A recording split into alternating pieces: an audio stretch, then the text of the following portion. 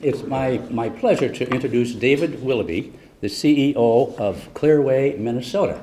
The purpose of ClearWay is to help all of the citizens of Minnesota reduce the use of tobacco and protection from secondhand smoke. I think everyone in this room has high awareness of the damage that smoking causes. In this morning's paper, the headline in the Star Tribune indicated that in Minnesota, we still have 1 in 7, it's the headline right at the top of the paper, this morning's paper, 1 in 7 adult Minnesotans are still smoking. And I doubt, using those numbers, there would be 7 in this room who are still smoking. And I'm hopeful that's not the case. Smoking has been a challenge for our country over the years, going way back in the early days, and I remember this because I saw it. Tobacco companies would hand out free samples of cigarettes on military and on college campuses to get you hooked. And once you're hooked, then you know what happens. So it's an insidious manufacturing business to sell a product that's fatal in many cases. 2 or 3 weeks ago, and David might have to verify this, I saw a report that Minnesota Blue Cross Blue Shield said that smoking and smoking-related causes in our state cost us over $3 billion, a staggering number. A personal thing before David comes up, this is a personal note. About 3 years ago, a close personal friend of ours was diagnosed with small cell lung cancer, which is exclusively from cigarette smoking. And the prognosis on that, you've got 50% of you with those diagnoses will live 2 years, 24 months. Mary did not make it. She lived for 20 months. And she started smoking when she was 17, and we watched her over the years say, I've got to quit this thing. And she tried so hard. And we all must be reminded of how addictive and how strong addictive thing nicotine is. So that's a personal thing. So with that, I'll stop. So please welcome David Willoughby of ClearWay.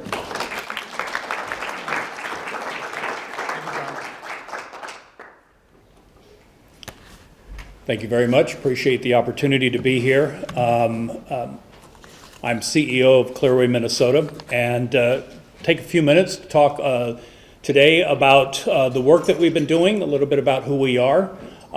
We can take questions at the end. I'll try to get through the material, and then I will.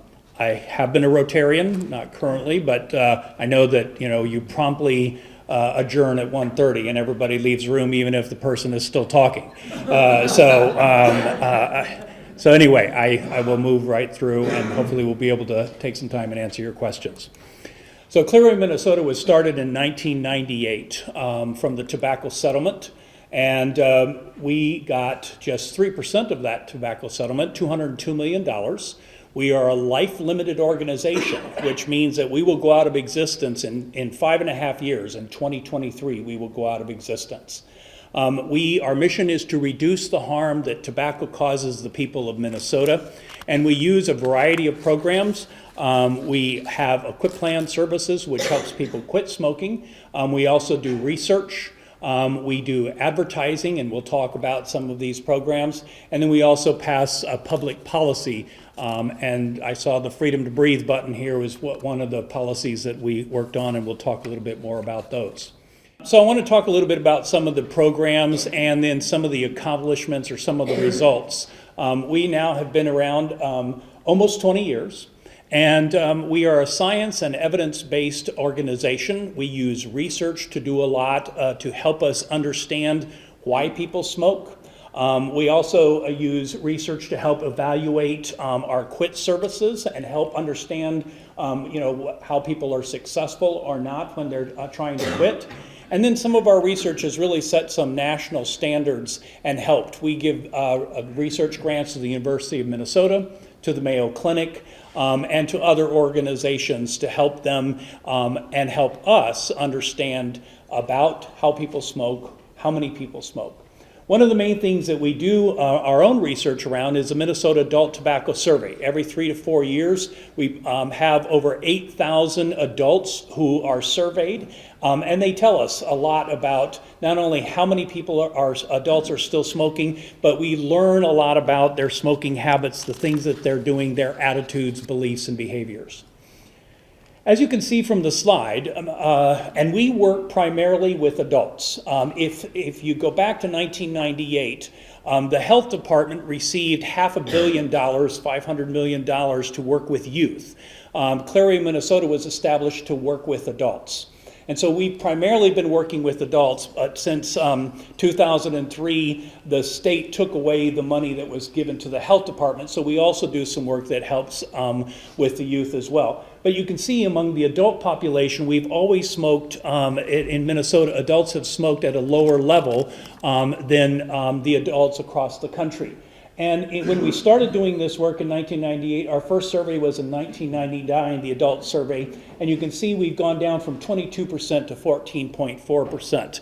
So that's a 35% drop in the number of adults, and yet that's still over 500,000 adults that still smoke in the state of Minnesota.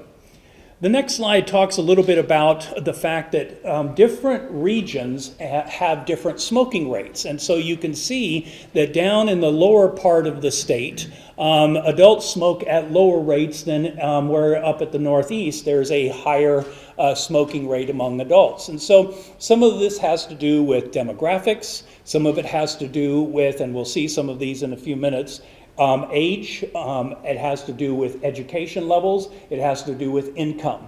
We know that blue-collar, folks in the blue-collar work and lower social economic smoke at higher rates than those who are higher educated and those who have more income, and we'll talk about that in a minute. We also can see from, next slide please, yes, we can see smoking by age.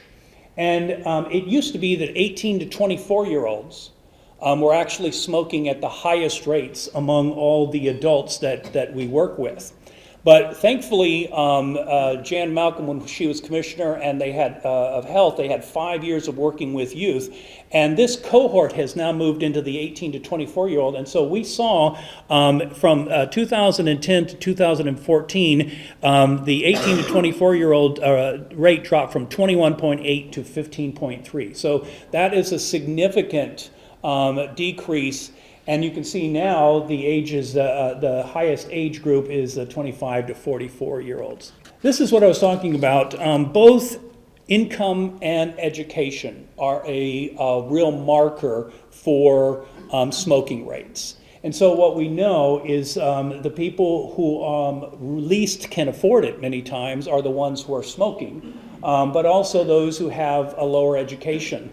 The smoking rates among those who didn't graduate from high school or just graduated from high school are much higher than those who have gone to finished high school or gone into an advanced degree. And you can see the same thing around income as well. So these are some of the things that we learn through this Minnesota Adult Tobacco Survey. The next slide talks a little bit about smoking by gender. Men still smoke at a higher rate here in Minnesota than women. And then in this next slide, you'll also see we now can understand a little bit from our adult survey what happens when we pass a policy, especially in increasing the price.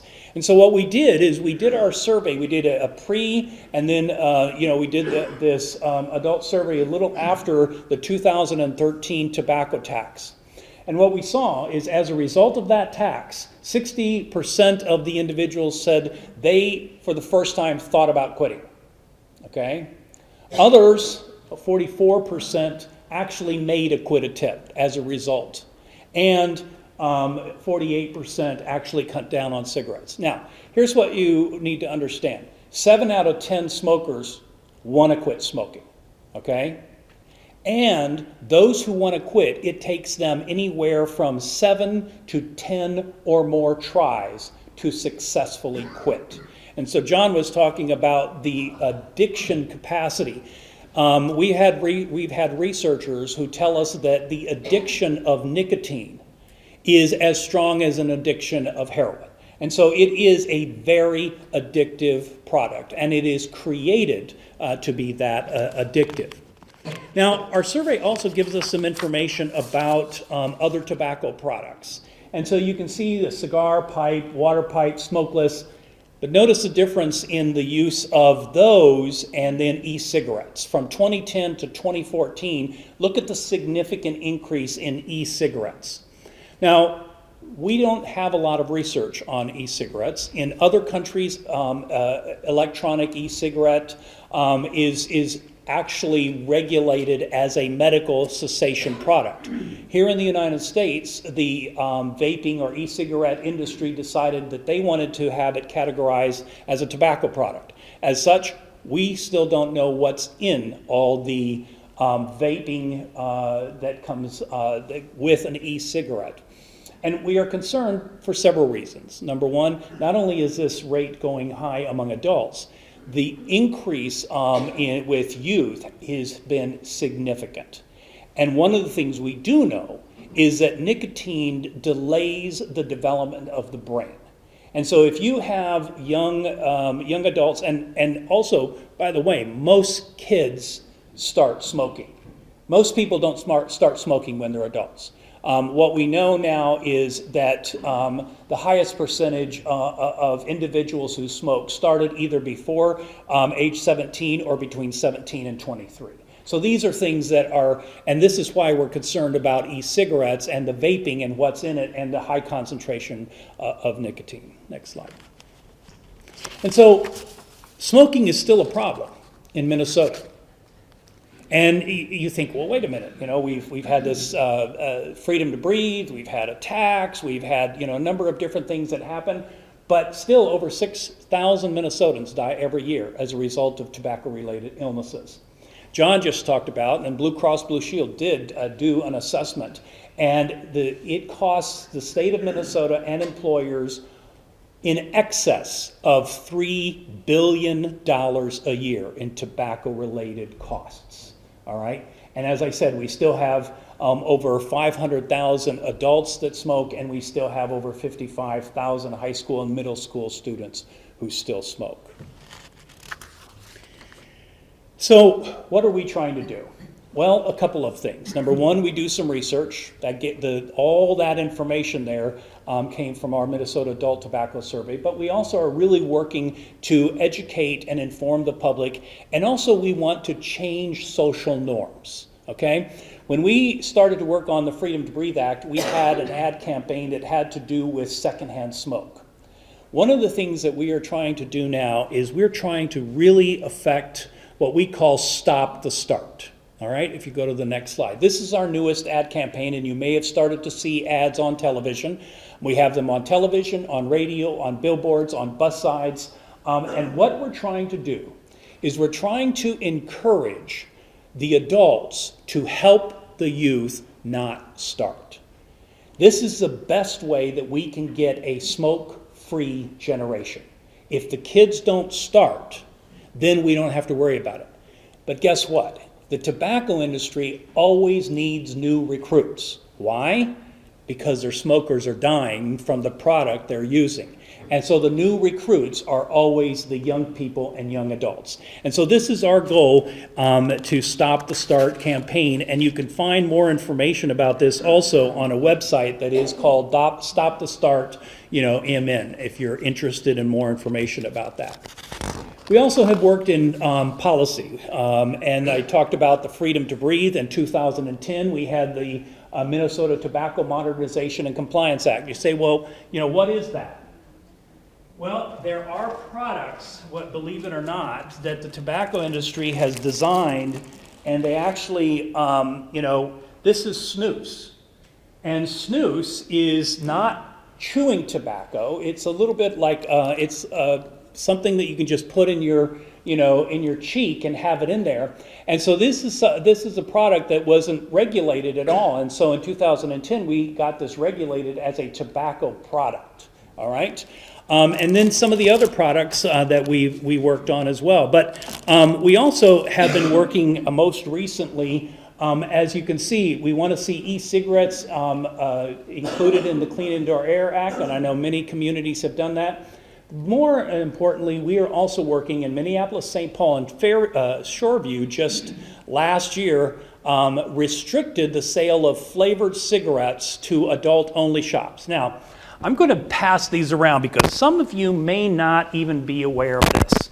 But these are, cigarettes can no longer be flavored. The FDA outlawed flavoring of cigarettes. But these are little cigars, okay? Now, who do you think is this targeting? When you have grape, you have peach, you have strawberry, and you have menthol. Okay? Now, we had an ad on television that showed a bunch of children in front of, and it looked like it was candy. You take a whiff. I'll pass these around. We'll start them over here. It smells like peach, it smells like strawberry, or it smells like grape. And all these kids in the ad, they were like, oh, can we have some? Can we take this home? This is what's going on. The targeting and the marketing of these products are not for adults. They're for young people and youth. And menthol masks the harsh flavor and the harshness of tobacco, and that's why many youth use this in starting to smoke. So these are some of the policy work that we have done. Next slide. We are part of a coalition, a 15-member coalition called the Minnesotans for Smoke-Free Generation. And we would like to see a generation of young people come up that no longer smoke as a result of this. Now, what are the 4 policies? Go on to the next slide. The 4 policies that we have that we're working on as a result of our organization and the coalition.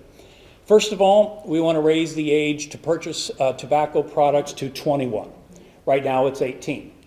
You say, well, wait a minute, why do that? Well, we've done the research, and most of the young people that get their cigarettes from under the age of 18 get them from high school students who are over the age of 18 and who either still go there or who still associate with high school students. So raising the age to 21, 2 states have already done this, California and Hawaii. Over 200 cities across the country have already done this, and it is significantly starting to impact the access that youth have. The next one is the flavoring, and we just talked about this, and we're passing these around. What we're doing here is we're restricting we can't ban it because FDA is the only organization that can ban these products, but what we can do is restrict where they're sold. So in Minneapolis, St. Paul, and Shoreview, they went from convenience stores and other places to adult-only stores. So in Minneapolis and St. Paul, there were over 300 outlets before these laws were passed, and now there are less than 30 places where, and they have to be, adult only, so kids underage can't go in and purchase these. But these are things that we'd like to see happen. This is something we'd love to see happen across the state, and we'd love to see menthol included in this. Funding. As I mentioned, we're going out of existence in 2023, and we have provided a lot of funds to help, but right now the health department only gets about $3 million a year, whereas the tobacco industry spends in Minnesota alone $185 million a year marketing their products. Okay, that's not in all over the country.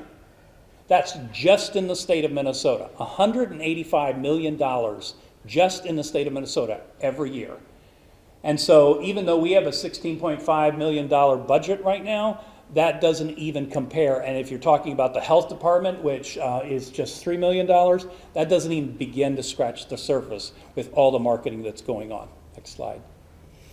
One of the things we've done with our research is we tried to show that a comprehensive program really makes the difference. And between us, the health department, we have had a comprehensive program. If you look at from 1993 to 2011, what were the major things that impacted the change and the drop in the use of tobacco and what made the difference? And so what we can see, over 60% had to do with policies that were passed and took effect and made a significant difference. But you can also see that youth access laws, cessation, these are other things that also, and mass media also have a significant impact. And it's that comprehensive effort that really makes the difference.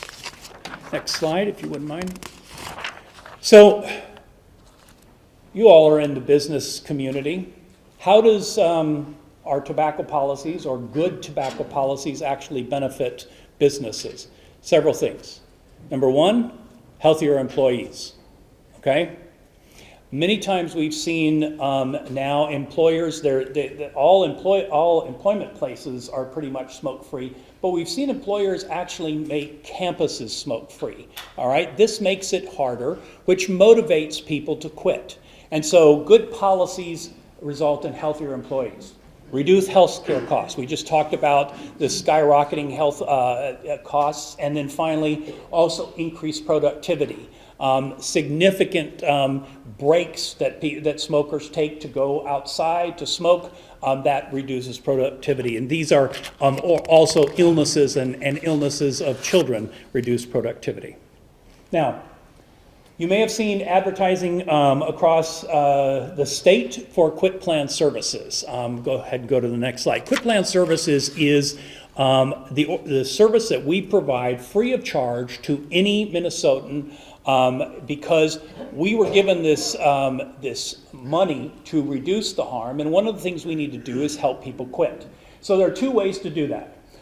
Anybody can call in or get on our website, and they can use Quit Plan Services. They can use this top bundle all together, 2 weeks of free supply of patches, gum, or lozenge, a quit guide, text messaging and support, or email programs. Or they can get all four of those together, okay? It's sort of a la carte. You pick what you want. Some people like a lot of support. Others just say, you know, I just want to have a text message or an email every once in a while. Now, then there are those people who really want to have a comprehensive program. And they can call in, and they get a quit coach. They get a quit program specifically designed for them based on their triggers, based on their habits, etc. They get the medication mailed out to them, and then they're coached through that process. So we have both aspects available to all Minnesotans. And again, we do this to help people, and we've helped now over 100,000 people quit smoking throughout the life of the organization. Next slide, please. This also is available on our website, all right? And so what you can do is you can either sign up through the phone or through the web, and you can access these different services that way. We're making it a lot easier. We've streamlined our registration process to really help people be able to get through this. I'd like to just talk a little bit about, go ahead to the next slide, about our ad campaign.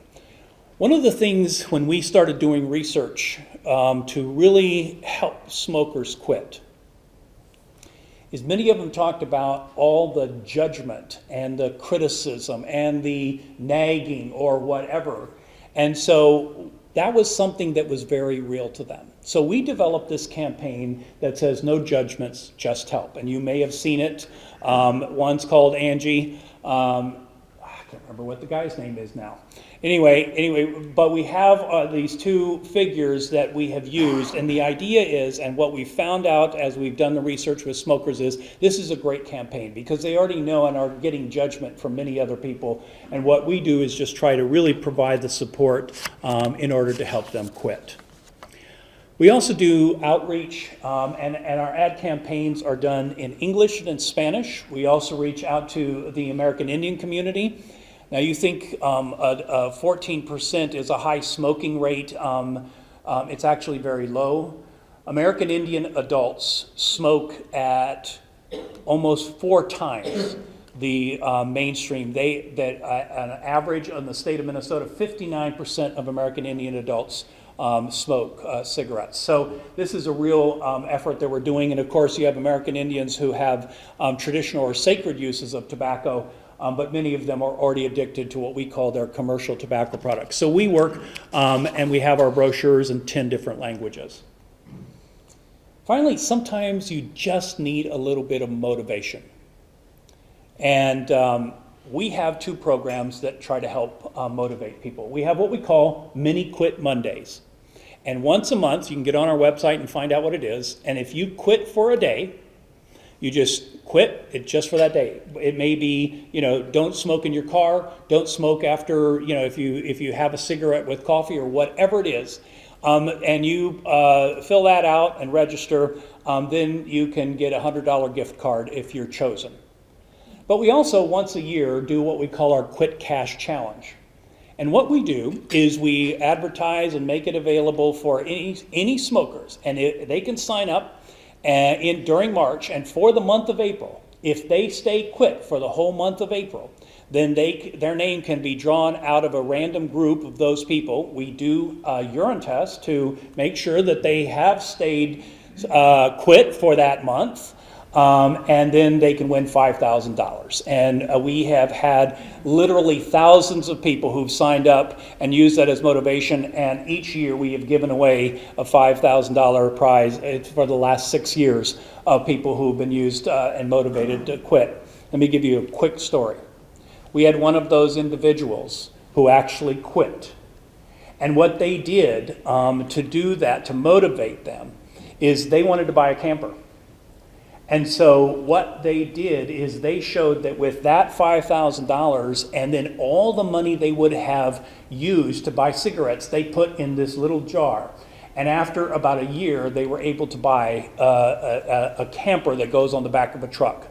That helped them realize how much they were spending on cigarettes and tobacco products. And it is something that most people can't afford. The last slide we have is of our booth at the State Fair. We have a lot of people who actually come out to our State Fair booth and have the opportunity to just talk about and support their effort in quitting. So that pretty much covers a lot of what we have done. I'll take a few questions. It looks like it's just 20 after. So I'll start over here. Yes, sir. Do you have data on the people who have quit each year and when your cash award? You maybe tracked afterwards how many? Most of them stay in touch with us. As far as we know, most of them have stayed quit. What we do when we evaluate people who quit smoking, there's what we call they do 7 months after they quit, and then we call them up, and if they've stayed quit for 30 days, then we consider them having a permanent quit. Most people don't go back after that. And we have, for our quit services, we have a 30% quit rate, which is very good for the industry, the standard industry rate. I saw one over here, and then I'll come back over here. Yes? Yeah, I was wondering, you had mentioned as to in the black community, I was wondering, first of all, what your success rate, was there in the 59%. And also, That was American Indian.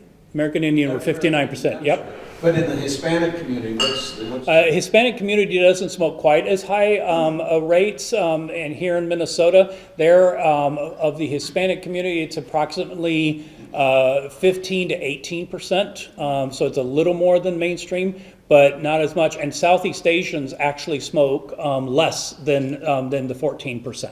What's been your success with those different? It varies. We have seen among men, we see more of them because that's in the old country. Those who come over, that men usually were only the ones who could smoke over there. So what we've seen, unfortunately, is in some of the cultures and communities that come over, more women have started to smoke. Whereas back in either, for instance, Hmong, Vietnamese, Somali, they're not allowed to smoke, in their countries, and so some of them, more women start to smoke here. So it varies with the type of success we've had with them. Come back over here, and then there. Has there been outreach for people who are smoking marijuana? We do not work in the area of marijuana.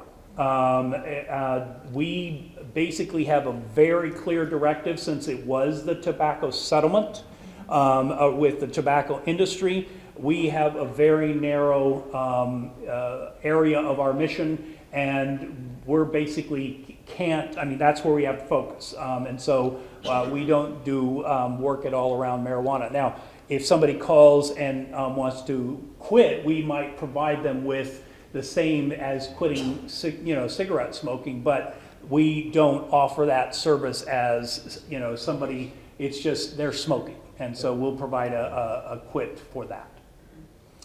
Yes, ma'am. I was just wondering if you do anything with the pharmaceutical, like, I think it's Chantix, Because I know there are people that can't do the patch and Right. nicotine type of thing. Chantix is a prescription, and we have coaches on our phone lines who can help, but we recommend you go to your physician because it takes a prescription to do that, whereas the other products that we provide are over the counter.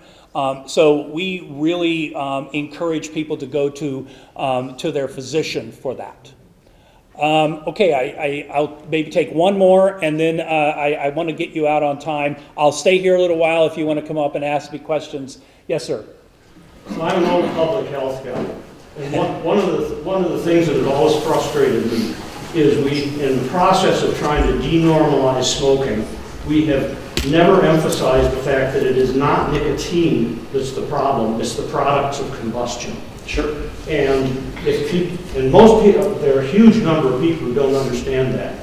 And I think by bringing that point out, we could get a lot more people at least to not smoke, even if they continue to use nicotine or tobacco in some other form. I appreciate that. That's a great comment. When people talk about e-cigarettes to us, if your physician has worked with you and you can't quit using some of the other things like Chantix or the NRT, nicotine, related products that don't have the combustion and the chemicals and things that cigarettes do, a physician may recommend that. But until we know more about the research, yes, we're a little concerned about that. But what we do recommend, yes, I had a physician who was speaking at our last conference, and he said, you know what? If somebody's addicted to a patch or gum, go ahead and let them chew the gum for the rest of their life. The nicotine is not going to affect them. Go ahead and let them wear a patch if they need to. It is the combustion, it's that intake of those things which causes the disease and death. So, very good point. I'm out of time because I want to let you get out. I appreciate the opportunity of sharing our work with you, and thank you so much for being a great audience. And as a small token of appreciation for speaking at our club here today, please accept a Rotary pen. Thank you so much. Appreciate it.